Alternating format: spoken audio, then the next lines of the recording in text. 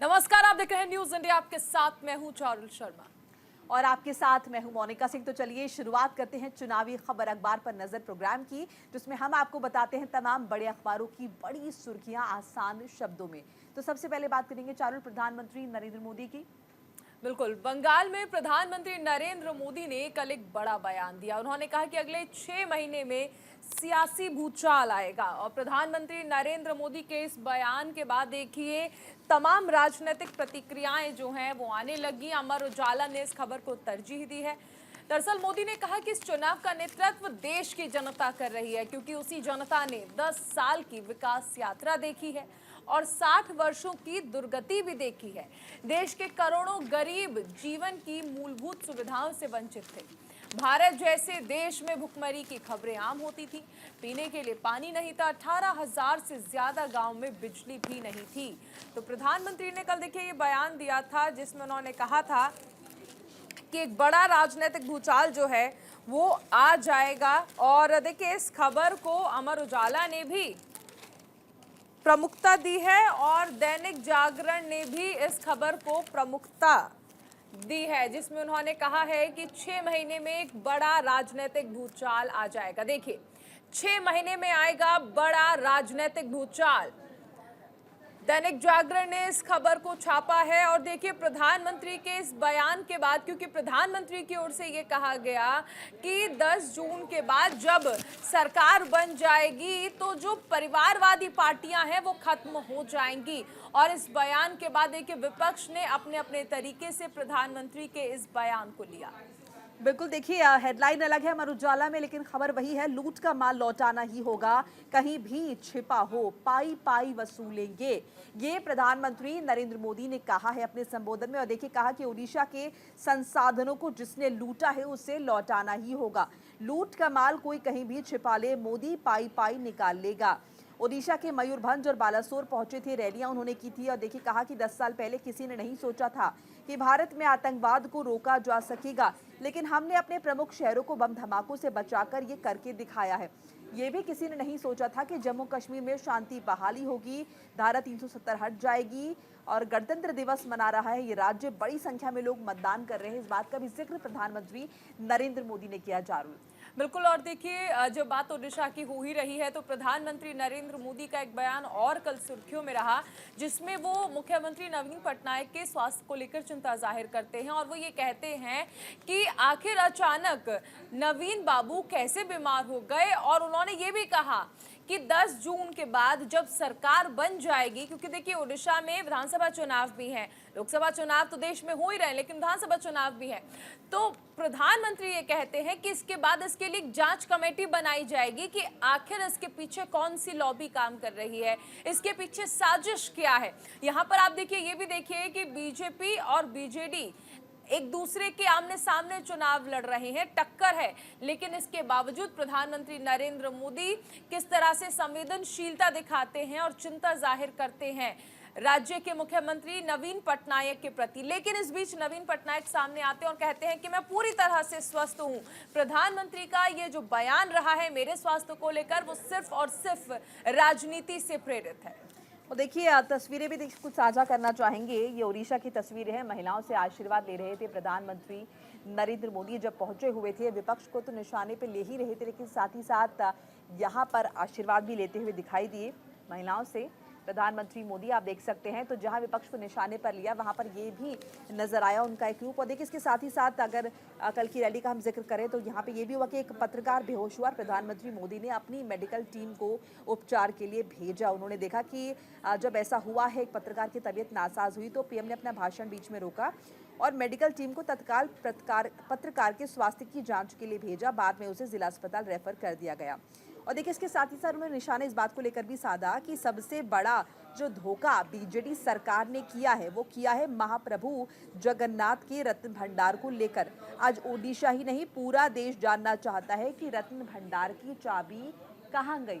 तो जैसे कि चालू भी जिक्र कर रही थी, बीजेडी सरकार को भी निशाने पर लिया। तमाम विपक्षी पार्टियों को अपने निशाने पर प्रधानमंत्री नरेंद्र मोदी जो है वो लेते हुए नजर आए। और देखिए इस दौरान जिस तरह हमने जिक्र भी किया कि नवीन पटनायक के स्वास्थ्य को लेकर चिंता जाहिर की, इशारों इशारों में उन्होंने ये भी कहा कि कोई तमिल का मुख्यमंत्री यहाँ पर नहीं चाहिए, उड़ीसा में उड़िया का ही मुख्यमंत्री चाहिए। और 10 जून के बाद जब उनकी सरकार बनेगी तो उड़ीसा के व्यक्ति को ही वहां पर मुख्यमंत्री बनाया जाएगा। तो यहाँ पर देखिए जिस तरह से 400 पार को लेकर आश्वस्त हैं प्रधानमंत्री लोकसभा चुनाव के लिए, उसी तरह से वो ये भी आश्वस्त हैं कि ओडिशा में सरकार बनने जा रही है बीजेपी की। और देखिए ऐसे में वो ये भी कह रहे हैं कि जो मुख्यमंत्री होगा वो आप ही के प्रदेश का होगा। तो कुल मिलाकर कहा जा सकता है कि प्रधानमंत्री के कल 2 बयान काफी चर्चाओं में रहे। एक कि 6 महीने बाद एक बड़ा राजनीतिक भूचाल आएगा, और दूसरा उन्होंने उड़ीसा के सीएम नवीन पटनायक की स्वास्थ्य को लेकर जो चिंता जाहिर की थी और कहा था कि जब हमारी सरकार बन जाएगी तो इसके लिए कमेटी गठित की जाएगी कि आखिर इसके पीछे कौन सी लॉबी काम कर रही है, साजिश किसकी है, अचानक नवीन बाबू इस तरह कैसे बीमार हो जाते हैं। हालांकि नवीन पटनायक ने इस बयान का खंडन भी किया और वो सामने आकर कहते हैं कि मैं पूरी तरह से स्वस्थ हूं। प्रधानमंत्री का ये जो बयान है वो राजनीति से प्रेरित है। देखिए, तो ये तमाम बातें प्रधानमंत्री नरेंद्र मोदी कहते हुए नजर आए। चूंकि देखिए उड़ीसा पहुंचे थे और अब आखिरी चरण का मतदान बाकी है, ऐसे में जाहिर तौर पर जो प्रतिक्रियाओं का दौर है, जो निशाने साधने हैं, वो आपको आज भर और देखने को मिल जाएंगे, क्योंकि आज थम जाएगा अंतिम चरण के लिए चुनाव प्रचार। 1 जून को होना है 7वें चरण का मतदान। दैनिक जागरण में खबर छपी है और जब मतदान हो जाएगा तो आप तमाम अखबारों में देख पाएंगे। देखिए 16 मार्च से देश भर में शुरू हुआ है चुनावी शोर। अब आज शाम यानी कि 30 मई को शाम 5 बजे से थम जाएगा। इसके साथ ही लोकसभा चुनाव के अंतिम चरण का प्रचार भी समाप्त हो जाएगा, जिसके लिए 1 जून को मतदान होना है, वोटिंग होनी है। इस दौरान 8 राज्यों और केंद्र शासित प्रदेश की 57 सीटों पर वोटिंग होनी है। तो लोग अपने घरों से बाहर निकलेंगे, अपने मताधिकार का इस्तेमाल करेंगे। लेकिन उससे पहले देखिए आज भर का वक्त है और आज जो है तमाम राजनीतिक पार्टियों के बड़े कद्दावर नेता वो मौजूद हैं और लगातार चुनावी रैलियां कर रही हैं। चाहे पंजाब का जिक्र कर ले, ओडिशा का जिक्र कर ले, तमाम जगह राहुल गांधी खुद बाहर निकले हुए हैं कांग्रेस पार्टी को रिप्रेजेंट करने के लिए। प्रधानमंत्री नरेंद्र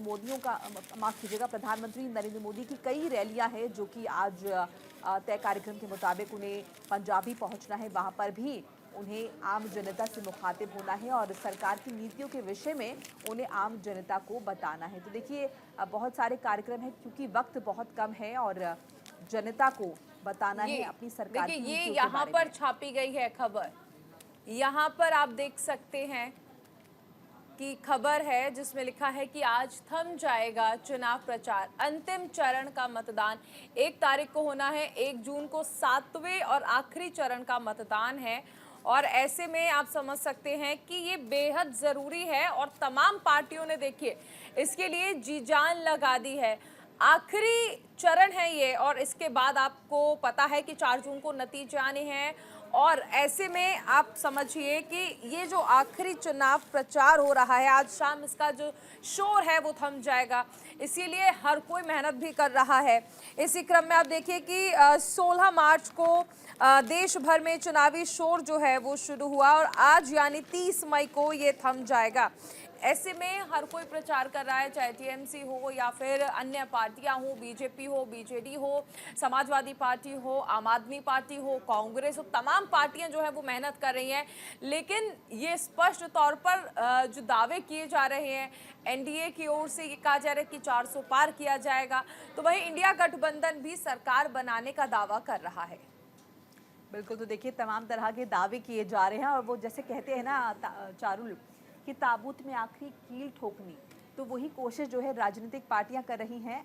आखिरी सब्जेक्ट बचा है, एग्ज़ाम तमाम जो है वो हो चुके हैं, लेकिन एक आखिरी सब्जेक्ट के लिए एग्ज़ाम होना बाकी है और उसके लिए जो है पुरजोर कोशिश की जा रही है कि जहां जहां पर चुनाव बाकी है वहां की जनता को सारी प्रैक्टिस एक तरफ, लास्ट एग्जाम की एक तरफ। बिल्कुल, ये एग्जाम्पल सभी इस एग्जाम से वाकिफ है और यही राजनीतिक पार्टियों के साथ भी और इसीलिए जो तमाम स्टार प्रचारक हैं वो ग्राउंड जीरो पर मौजूद हैं और जनता से लगातार मुखातिब हो रहे हैं, क्योंकि आज भर का वक्त है और उसके बाद देखिए चुनाव प्रचार थम जाएगा और 1 जून को मतदान होना है और उसके बाद 4 तारीख को जो है वो नतीजे आ जाएंगे। तो ये जो कुल मिलाकर जो पूरी प्रक्रिया है, जो जद्दोजहद है, ये ख़त्म होती हुई नजर आ रही है, क्योंकि अंतिम चरण पर जो है चुनाव पहुंच चुका है। लेकिन देखिए आज जो होना है चुनाव प्रचार, देखना होगा कि आज किस तरह से राजनीतिक पार्टियां एक दूसरे को निशाने पर लेती हैं, एक दूसरे पर टिप्पणियां करती हैं, तंज कसती हैं, और खासतौर से आज कौन से मुद्दे जो हैं अब वो उठाए जाएंगे जब प्रधानमंत्री नरेंद्र मोदी पहुंचेंगे, पंजाब पहुंचेंगे और राहुल गांधी भी वहां पर पहुंच रहे हैं, तो ये देखने वाली बात होगी।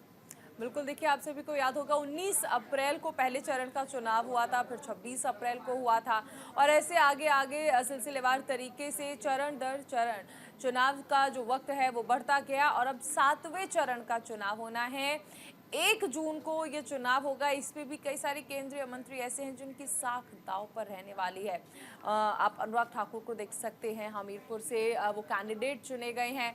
ऐसे में देखिए कई सारे बड़े चेहरों की साख तो होगी ही होगी, लेकिन सबसे अहम चीज़ है कि इसके बाद अब हर कोई, आपको पता है कि 1 तारीख की ही, क्योंकि हम जिक्र कर रहे हैं आखिरी चरण है, तो 1 तारीख को ही इंडिया गठबंधन ने एक बड़ी बैठक दिल्ली में रखी है, जिसमें वो आगे की स्ट्रैटेजी पर चर्चा करेंगे कि आखिर चुनाव तो हो गया है, वोटिंग पूरी हो चुकी है, अब आगे क्या रणनीति होनी चाहिए। क्योंकि वोटिंग पर आपको याद होगा मोनिका, सबसे ज्यादा आरोप जो है वो लगाए जाते हैं जिस दौरान मतगणना होती है, यानी काउंटिंग होती है, कि जो ईवीएम में प्रॉब्लम हो गई, ईवीएम हैक कर लिए गए, तमाम चीजें जो है वो उस दिन देखने को मिलती है। और इस लिहाज से आप समझिए कि आगे की स्ट्रैटेजी बनाने के लिए भी अहम बैठक 1 तारीख को इंडिया गठबंधन की ओर से, और जिसमें भी टीएमसी शामिल नहीं है, टीएमसी जो कि समझ नहीं पा रहे कि इंडिया गठबंधन का हिस्सा है भी या नहीं है। बहरहाल आगे बढ़ लेते हैं, अरविंद केजरीवाल की बात करते हैं जो इंडिया गठबंधन का हिस्सा है। अरविंद केजरीवाल को सुप्रीम कोर्ट से बड़ा झटका लगा है, जमानत अर्जी नहीं हुई है सूचीबद्ध। नव भारत टाइम्स ने इस खबर को जगह दी है। दिल्ली के मुख्यमंत्री अरविंद केजरीवाल को सुप्रीम कोर्ट से फिर बड़ा झटका लगा है। दिल्ली शराब घोटाला मामले में सुप्रीम कोर्ट ने अरविंद केजरीवाल की मांग मानने से इनकार कर दिया। केजरीवाल ने अंतरिम जमानत बढ़ाने की याचिका को तत्काल सूचीबद्ध करने की मांग की थी, मगर सुप्रीम कोर्ट ने खारिज कर दिया। स्पष्ट किया गया है अदालत ने कि उन्हें 2 जून को जेल में सरेंडर करना ही होगा। देखिए अरविंद केजरीवाल जो हैं जमानत पर बाहर हैं, और देखिए बहुत जद्दोजहद के बाद उन्हें जमानत मिली थी, और अदालत की तरफ से, सुप्रीम कोर्ट की तरफ से कंसीडर किया गया था उनकी रिक्वेस्ट को, जिसके बाद कहा गया था कि देखिए 1 जून तक का वक्त है, जितना प्रचार प्रसार आपको करना है, जो कुछ करना है कर लीजिए, उसके बाद 2 जून को आपको सरेंडर करना होगा। जिसके बाद अरविंद केजरीवाल की टीम की तरफ से कहा गया कि अरविंद केजरीवाल का जो स्वास्थ्य है वो ठीक नहीं है, ऐसे में उन्हें एक मेडिकल चेकअप कराने की दरकार है, और इसीलिए थोड़ा और वक्त चाहिए। देखिए केजरीवाल की अंतरिम जमानत बढ़ाने की अर्जी शीघ्र सूचीबद्ध करने से सुप्रीम कोर्ट ने इनकार कर दिया है। दैनिक जागरण ने इस खबर को प्रमुखता दी है, टॉप न्यूज बनाया है। पहली खबर पहले पेज पर आप इसे देख सकते हैं। सबसे अहम चीज है कि अरविंद केजरीवाल को जिस तरह से अंतरिम जमानत मिली थी, उसके बाद आम आदमी पार्टी अति उत्साहित हो गई थी, और बीजेपी लगातार ये कह भी रही थी कि ये प्रचार के लिए आपको जमानत दी गई, अंतरिम जमानत। इसका मतलब ये नहीं है कि दोष रहित हो गए हैं या फिर दोष जो है वो हटा दिए गए हैं। अब ऐसे में देखिए अरविंद केजरीवाल ने सुप्रीम कोर्ट में याचिका दायर की थी कि वो चाहते हैं कि उनकी जो जमानत अवधि है उसे बढ़ा दिया जाए, लेकिन इस पर सुप्रीम कोर्ट ने इनकार कर दिया। जाहिर सी बात है कि देखिए अरविंद केजरीवाल जब से वापस आए थे तब से लगातार प्रचार प्रसार कर रहे थे, और अब भी प्रचार प्रसार कर रहे हैं, तो अगर वो मेडिकल ग्राउंड पर अंतरिम जमानत मांगते हैं तो फिर इस चीज को ध्यान में रखते हुए कहा जा सकता है कि सुप्रीम कोर्ट की ओर से इनकार भी किया जा सकता है, और कर भी दिया गया है। क्योंकि एक तरफ आप कंटिन्यू प्रचार कर रहे हैं, दूसरी तरफ आप ये भी कह रहे हैं कि आप मेडिकली अनफिट हैं, तो ये दोनों चीजें एक साथ नहीं चल सकती हैं। बिल्कुल, देखिए भारतीय जनता पार्टी लगातार निशाने पर लिए हुए अरविंद केजरीवाल को। पहले तो देखिए इसी बात का विरोध हो रहा था कि अरविंद केजरीवाल जब जेल चले गए हैं तो उन्हें नैतिकता के आधार पर अपने पद को छोड़ना चाहिए, इस्तीफा देना चाहिए। उसके बाद अरविंद केजरीवाल लगातार इस बात पर एकजुट, उनके तमाम विधायक अरविंद केजरीवाल तो जी अब सीएम पद पर बने रहेंगे। अरविंद केजरीवाल को जमानत मिलती है और अब वो चाहते हैं एक्सटेंशन। ऐसे में भारतीय जनता पार्टी की तरफ से कहा जा रहा है, वीरेंद्र सचदेवा के बयान हमने आपको कई दफ़ा सुनाए, जिनका कहना है कि देखिए वैसे तो ये अनफिट कह रहे हैं अपने आप को, लेकिन अभी ने पंजाब ये जा रहे हैं, ये तमाम रैलियों में जा रहे हैं, ये जनसभाएं कर रहे हैं, और एक तरफ ये कह रहे हैं कि स्वास्थ्य ठीक नहीं है, तो दोनों बातें एक तरफ किस तरह से चलेंगी। बहरहाल इस सबके बीच अरविंद केजरीवाल को देखिए राहत तो नहीं मिल पाई है, लेकिन ये काफ़ी बड़ी बात है। चारुल की बीच चुनाव में उन्हें कम से कम जमानत सुप्रीम कोर्ट की तरफ से दी गई। वो अपना पक्ष जो है आम जनता से मुखातिब हुए, फिजिकली लोगों के सामने प्रेजेंट हुए और अपनी बात लोगों से कह पाए, क्योंकि इसे लेकर भी कयास लगाए जा रहे थे, क्योंकि हाईकोर्ट ने तो उनकी अर्जी को खारिज कर ही दिया था। ऐसे में लग रहा था कि सुप्रीम कोर्ट उन्हें वो छूट देगा या नहीं देगा। बिल्कुल देखिए, लेकिन सुप्रीम कोर्ट ने इनकार कर दिया। और आपको पता है कि जब भी इस तरह से अंतरिम जमानत के लिए अप्लाई किया जाता है तो पहले प्रायर नोटिस जो है वो दिया जाता है, लेकिन ऐसा कुछ आप देखिए कि ऑल ऑफ अ सडन जब ऐसा होता है तो फिर कोर्ट ने भी इस चीज़ को इनकार कर दिया। आपको भी पता है कि गर्मियों की छुट्टियां चल रही हैं और ऐसे में अगर कोई भी मैटर सूचीबद्ध किया जाता है तो उसके बारे में प्रायर जानकारी दी जाती है। अब यहाँ पर आप समझिए कि 2 तारीख को यानी अरविंद केजरीवाल को सरेंडर करना ही होगा, क्योंकि मोहलत जो है वो सिर्फ 1 जून तक दी गई थी प्रचार प्रसार के लिए। और कोर्ट ने भी माना था कि अरविंद केजरीवाल एक संवैधानिक पद पर हैं, लोकसभा चुनाव चल रहे हैं और ऐसे में उन्हें अधिकार है कि वो अपनी पार्टी के लिए प्रचार प्रसार करें। लेकिन यहाँ पर आप ये समझिए कि अरविंद केजरीवाल जब उन्हें वापस जेल में जाना है उससे महज 2 से 3 दिन पहले ये नोटिस डालते हैं, या फिर कहा जा सकता है कि अप्लाई करते हैं अंतरिम जमानत के लिए और वो मोहलत मांगते हैं। लेकिन इस बीच जब जिस तरह से वो लगातार प्रचार करते नजर आते हैं तो कहीं ना कहीं अंदर खाने के सवाल भी उठने लगते हैं कि अगर आप प्रचार प्रसार कर रहे हैं तो आप मेडिकल अनफिट कैसे खुद को कह सकते हैं, या फिर आप पहले से ही आपके टेस्ट जो है वो रेगुलर चल रहे होते। और ऐसे में देखिए कोर्ट बहुत सोच समझकर कोई भी डिसीजन लेता है। हालांकि मेडिकल टर्म्स पे तो ये नहीं कहा जा सकता है कि बिल्कुल रिजेक्ट किया गया है कि आपने लास्ट मोमेंट दिया है, ये वजह नहीं है। लेकिन फिलहाल अरविंद केजरीवाल को एक बड़ा झटका जरूर लगा है। और देखिए उनकी तरफ से कहा गया कि 7 किलो वजन उनका जेल में कम हुआ। डायबिटिक है अरविंद केजरीवाल, कीटोन उनका जो है वो बढ़ा हुआ था। तमाम तर्क जो है वो दिए गए, जिसकी वजह से ये कहा गया कि उन्हें जो है अभी मेडिकल हेल्प की दरकार है। बहरहाल कांग्रेस नेता राहुल गांधी के विषय में अगली खबर है। चारुल, क्या कुछ कहा है कांग्रेस नेता राहुल गांधी ने? बिल्कुल, कांग्रेस नेता राहुल गांधी का बयान आया, कहा सरकार बनते ही किसान कर्ज माफी आयोग बनाया जाएगा। हिंदुस्तान टाइम्स ने इस खबर को तरजीह दी है। राहुल गांधी ने कहा कि हम किसानों के लिए 3 काम करने जा रहे हैं। ये देखिए अधिकतर खबरें जो हैं वो दैनिक जागरण में उन्हीं हेडलाइंस के साथ मिल रही हैं हमें। देखिए यहाँ पर हम दिखाते हैं राहुल गांधी का बयान, सरकार बनते ही किसान कर्ज माफी आयोग बनाया जाएगा। यहाँ पर आप देखिए कि किसान एक ऐसा मुद्दा है, या किसानों को लेकर आप समझ सकते हैं कि जिस तरह से तरजीह जो है वो दी जा रही है। किसानों का कर्ज माफ नहीं कर रही है केंद्र सरकार, यहाँ तक कि किसानों की आय दुगनी भी नहीं कर रही है केंद्र सरकार। ये तमाम आरोप तो देखिए राहुल गांधी लगाते ही रहते हैं, लेकिन अब उनका कहना है कि कर्ज माफी आयोग बनाया जाएगा अगर इंडिया गठबंधन की सरकार जो है वो सत्ता में आती है। अब यहाँ पर आप ये समझिए कि राहुल गांधी जब ये बयान देते हैं तो कहीं ना कहीं किसानों को साधने की कोशिश जो है वो इस बयान के जरिए कहते हैं कि किसान कर्ज माफी आयोग का गठन जो है वो किया जाएगा। इसके अलावा तमाम लोक लुभावन वादे जो है वो किए भी जाएंगे। अखिलेश यादव भी इस बात का जिक्र करते हैं और कहते हैं कि किसानों की आय जो है उस पर काम किया जाएगा। बिजली का बिल हो या फिर अन्य बिल हो या फिर कर्ज हो, उसे माफ किया जाएगा। बिल्कुल, देखिए चारुल, और आपने किसानों का जिक्र किया। राहुल गांधी पंजाब पहुंचे थे तो उन्होंने देखिए किसानों का जिक्र तो किया ही, तो साथ ही साथ यहाँ पर ड्रग्स का जिक्र भी किया कि ड्रग कितनी बड़ी समस्या है पंजाब के लोगों के लिए, पंजाब के युवाओं के लिए। तो इसका समाधान भी किया जाएगा जब इंडिया गठबंधन की सरकार आएगी। देखिए साथ ही साथ ये भी, जैसे कि अभी आप बता भी रही थी, कि कहा गया कि इंडिया ब्लॉक जो है वो ये प्रॉमिस करता है, ये वादा करता है कि अगर वो केंद्र में आएंगे तो किसानों का कर्ज माफ़ होगा और एमएसपी की गारंटी जो है उसे इंश्योर किया जाएगा। साथ ही साथ अग्निपथ योजना जो है उसे ख़त्म किया जाएगा। ये तमाम बातें उन्होंने कही। और देखिए साथ ही साथ ये भी कहा कि एक आयोग बनाया जाएगा।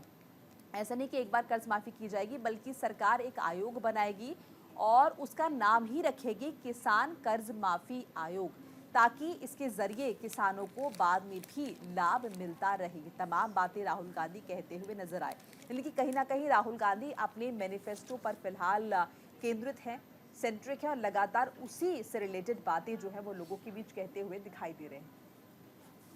बहरहाल एक छोटा सा ब्रेक यहाँ पर ले लेते हैं। ब्रेक के बाद फौरन हाजिर हो रहे, कहीं मत जाइएगा।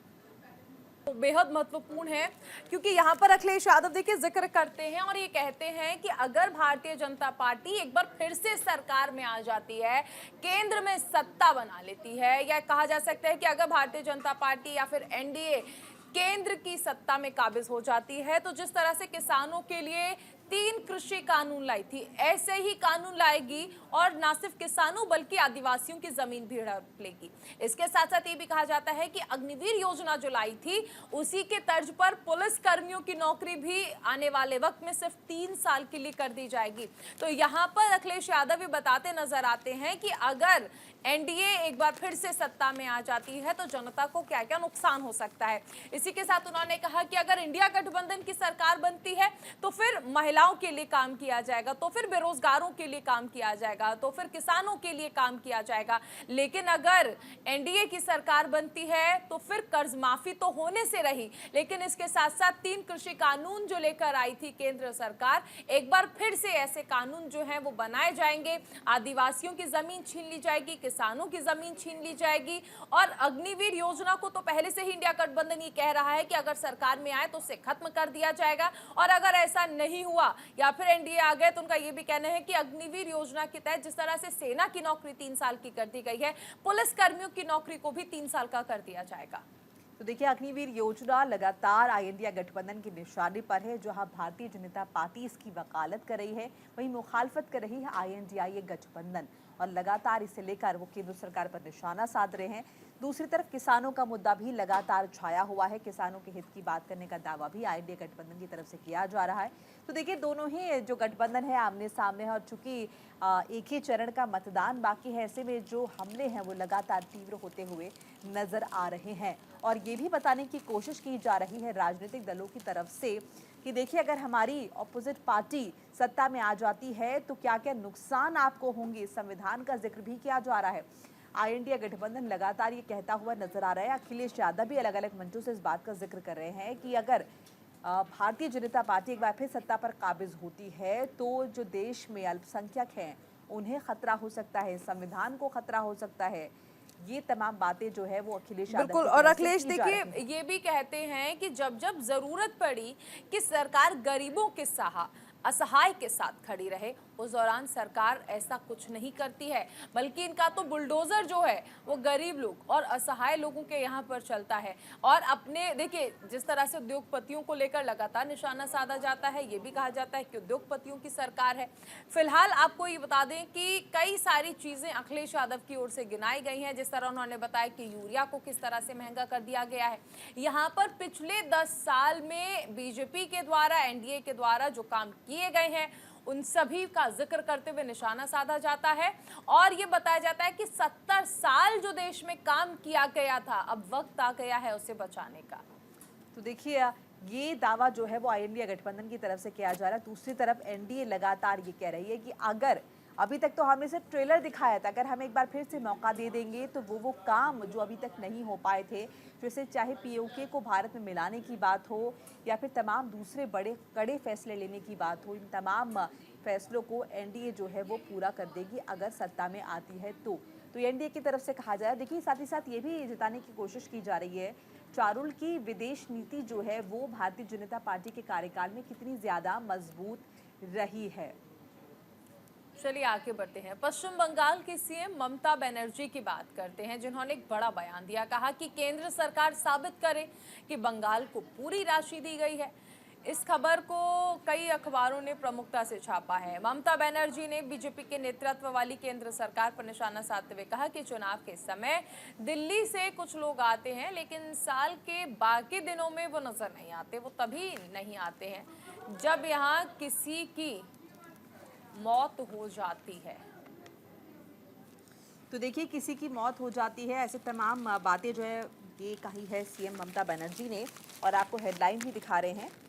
ममता Banerjee challenges PM to prove the centre funds to Bengal, यानी कि प्रधानमंत्री नरेंद्र मोदी ये साबित करें कि केंद्र सरकार बंगाल को वित्तीय सहायता मुहैया कराती है। ये चुनौती दे रही है ममता बनर्जी, और चुनौती के रूप में ये कह दिया है कि साबित करके दिखाएं कि बंगाल को आप फंड देते भी हैं या नहीं, चूंकि ये कहा जा रहा है कि देखिए चुनाव के वक्त जो है राजनीतिक पार्टियां, ये ममता बनर्जी की तरफ से कहा गया कि कुछ लोग जो है सिर्फ चुनाव के वक्त जो है वो यहाँ पर पहुँचते हैं, जबकि बाकी साल वो यहाँ से गायब रहते हैं, नदारत रहते हैं और कुछ मुद्दों को भुनाते हुए नजर आते हैं। यानी कि कहीं ना कहीं संदेश खाली के मुद्दे को लेकर भी ममता बनर्जी कहती हुई नजर आई है कि कहीं ना कहीं मोदी सरकार जो है, उन्होंने प्रधानमंत्री मोदी को निशाने पर लिया और कहा कि प्रधानमंत्री मोदी जो हैं वो लगातार झूठ फैला रहे हैं। ये बता रहे हैं कि केंद्र सरकार ने किस तरह से बंगाल सरकार को फंड्स दिए हैं।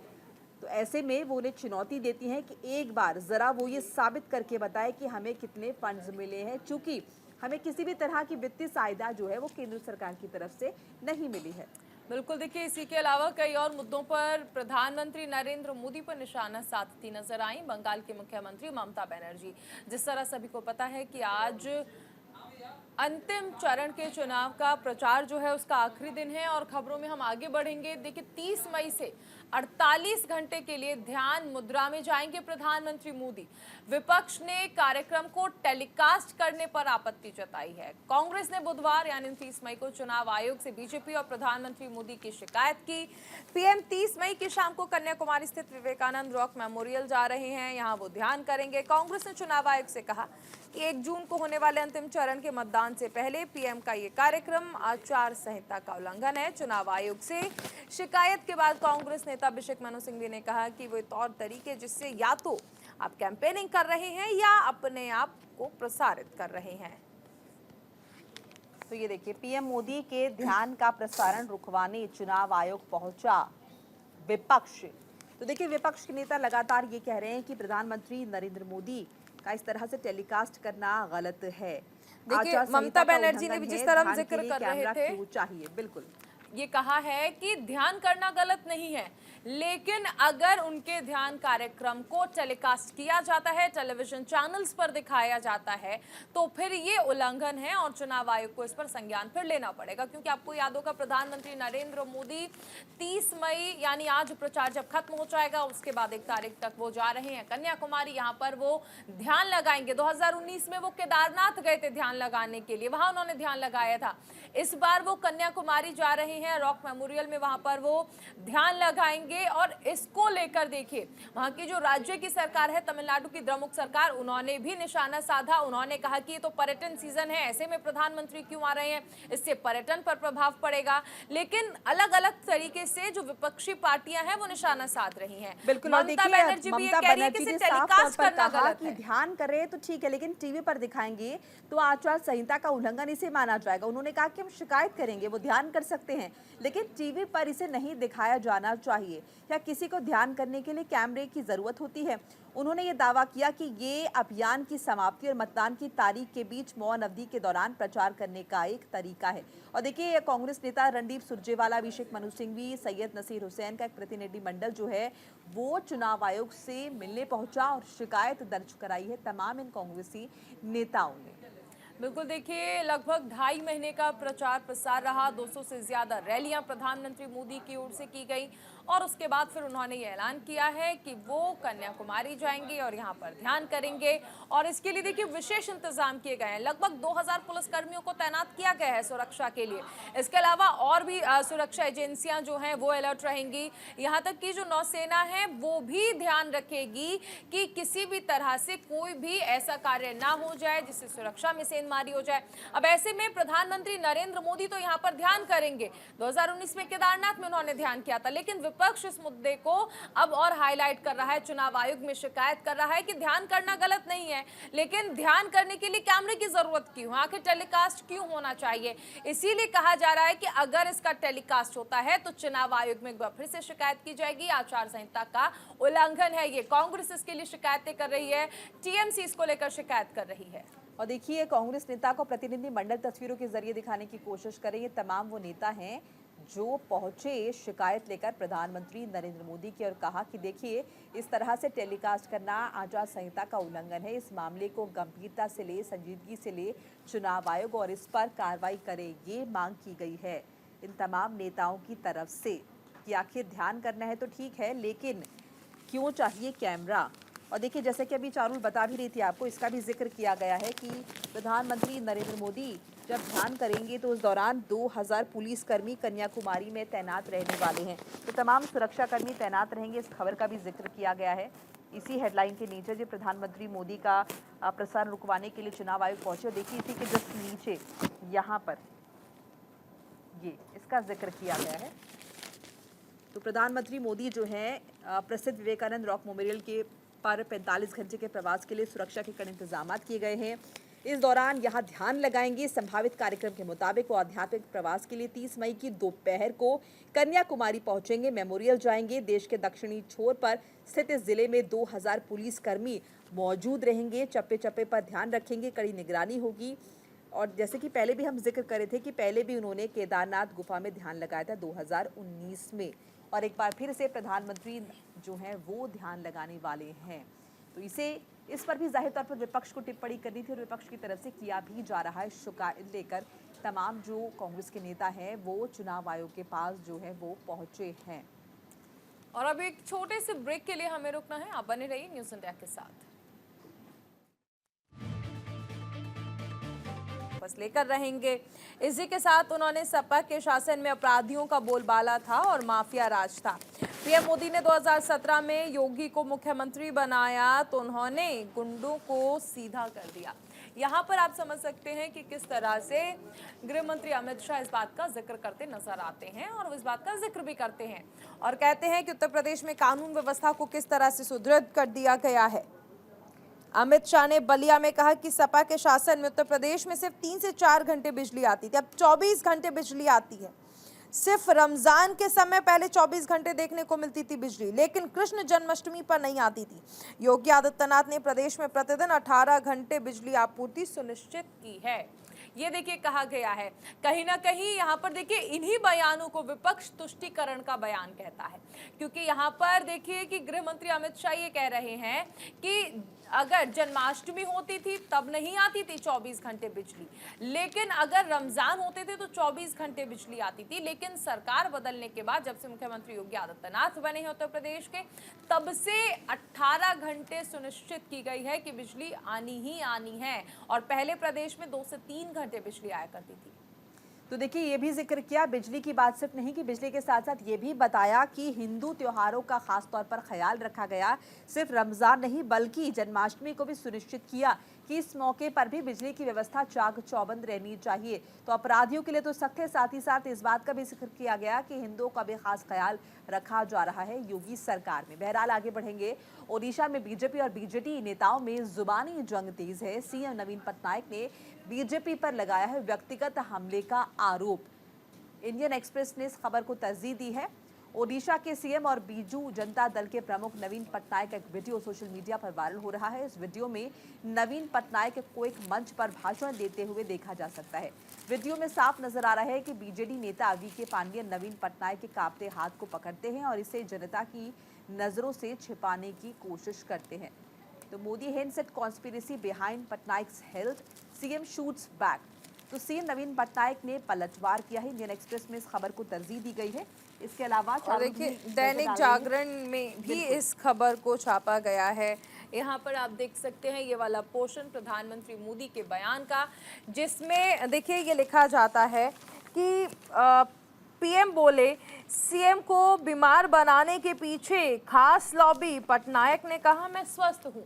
ये क्योंकि देखिए सब जिस तरह हमने पहले भी जिक्र किया था कि 2 बड़े बयान कल सुर्खियों में रहे। एक ये कि 6 महीने में एक बड़ा राजनीतिक भूचाल आएगा, दूसरा ओडिशा के मुख्यमंत्री नवीन पटनायक के स्वास्थ्य को लेकर प्रधानमंत्री जिस तरह से चिंता जाहिर करते हैं और ये कहते हैं कि आखिर नवीन पटनायक को बीमार किसने किया। पिछले 1 साल में ऐसा क्या हो गया कि अचानक से नवीन पटनायक का जो स्वास्थ्य है वो इस कदर गिरने लगा। लेकिन नवीन पटनायक की ओर से कहा गया कि दरअसल ऐसा कुछ भी नहीं है, मैं पूरी तरह स्वस्थ हूँ।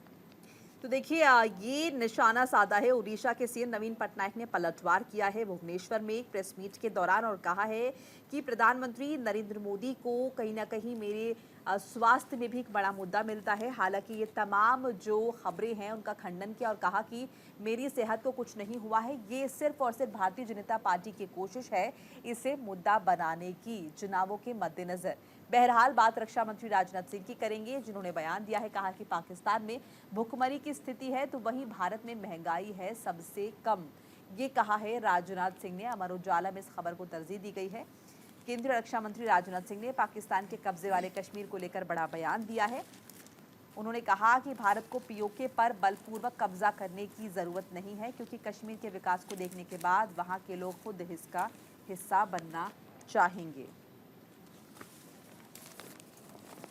यकीनन देखिए, जिस तरह से खबरें सामने आई थी कि पीओके में लोग प्रदर्शन कर रहे हैं, उसके बाद अब राजनाथ सिंह ये कह रहे हैं कि दरअसल पीओके के लिए ज़्यादा मेहनत करने की ज़रूरत नहीं है, क्योंकि लोग वहाँ पर त्रस्त हैं। जम्मू में जो विकास हुआ है उसे देखकर पीओके के लोग ये चाहते हैं और बाकायदा प्रदर्शन कर रहे हैं।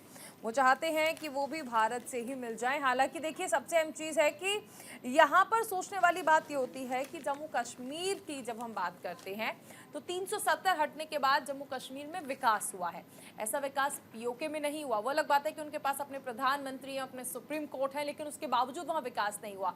लेकिन यहाँ भारत के कश्मीर का विकास देखने के बाद पीओके में जो लोग हैं वो प्रदर्शन करते हैं और वो ये कहते हैं कि हमें भी उतना ही विकास चाहिए। और इसीलिए रक्षा मंत्री राजनाथ सिंह की ओर से कहा गया कि वहां के लिए यानी पीओके वापस लाने के लिए बहुत ज्यादा मेहनत नहीं करनी। और बिल्कुल आंकड़े भी साझा करना चाहेंगे। राजनाथ सिंह ने कहा कि देखिए, हमारे देश में खाद्य मुद्रास्फीति जो है दुनिया में सबसे कम है, 2.91%। अमेरिका में 7.79% है, फ्रांस में 19, ऑस्ट्रेलिया में 8.5 और पाकिस्तान में 48, श्रीलंका में 21%। और इसीलिए इस बात का हवाला देते हुए, आंकड़े रखते हुए रक्षा मंत्री राजनाथ सिंह ने कहा कि ज्यादा मेहनत करने की जरूरत नहीं है पीओके के लिए।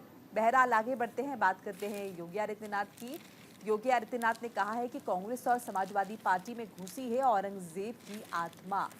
और देखिए, दैनिक जागरण अखबार जो कि चारुल के हाथ में है, वो बताएंगे उत्तर प्रदेश के मुख्यमंत्री योगी आदित्यनाथ ने सलेमपुर लोकसभा क्षेत्र के भाट पारानी में एक जनसभा को संबोधित किया। उन्होंने समाजवादी पार्टी और कांग्रेस पर हमला बोला। उन्होंने कहा कि औरंगजेब की आत्मा समाजवादी पार्टी और कांग्रेस में घुस गई है। मैं औरंगजेब को फिर से जिंदा नहीं होने देना चाहता और इसीलिए आपके पास आया हूं। ये कह रहा हूं कि आप हमें वोट दें, समाजवादी पार्टी और कांग्रेस के गठबंधन को नहीं।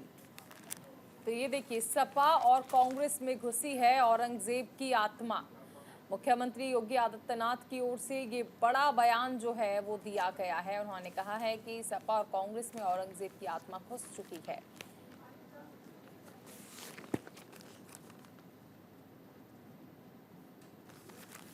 तो ये एक अहम बयान रहा और खासकर देखिए, कुशीनगर, देवरिया और गोरखपुर की चुनावी जनसभाओं में जमकर विपक्ष पर बरसते नजर आए योगी जी और कहा कि दो लड़कों की जोड़ी जब भी मिली अनर्थ हुआ है। उत्तर प्रदेश का विधानसभा चुनाव आपको याद होगा, जब साथ में आई थी सपा और कांग्रेस, और उसके बाद लोकसभा चुनाव में भी जब साथ में है। योगी आदित्यनाथ कह रहे हैं कि जब जब ये दो लड़कों की जोड़ी आपस में मिली है, अनर्थ ही हुआ है। प्रधानमंत्री कहते हैं दो लड़कों की जोड़ी फ्लॉप होने वाली है। चलिए आगे बढ़ते हैं और बात करते हैं प्रज्वल रेवन्ना की, जो कि काफी सुर्खियों में रहे हैं। कर्नाटक एसआईटी कर रही है प्रज्वल रेवन्ना का इंतजार। भारत पहुंचते ही गिरफ्तार करने की तैयारी। हिंदुस्तान टाइम्स में इस खबर का जिक्र हुआ है। और देखिए, कर्नाटक के गृह मंत्री जी परमेश्वर ने बुधवार को कहा कि कई महिलाओं के यौन शोषण के आरोपों का सामना कर रहे निलंबित जेडीएस नेता प्रज्वल रेवन्ना को यहां हवाई अड्डे पर पहुंचते ही गिरफ्तार कर लिया जाएगा। देखिए, प्रज्वल रेवन्ना ने एक वीडियो जारी कर कहा था कि मैं माफी मांगना चाहता हूं अपने पार्टी के कार्यकर्ताओं से और अपने जो दादाजी हैं उनसे, अपने माता पिता से, कि मेरी वजह से उन्हें तमाम समस्याओं का सामना करना पड़ा। हालांकि जो आरोप मुझ पर लगाए गए हैं वो पूरी तरह से बेबुनियाद हैं।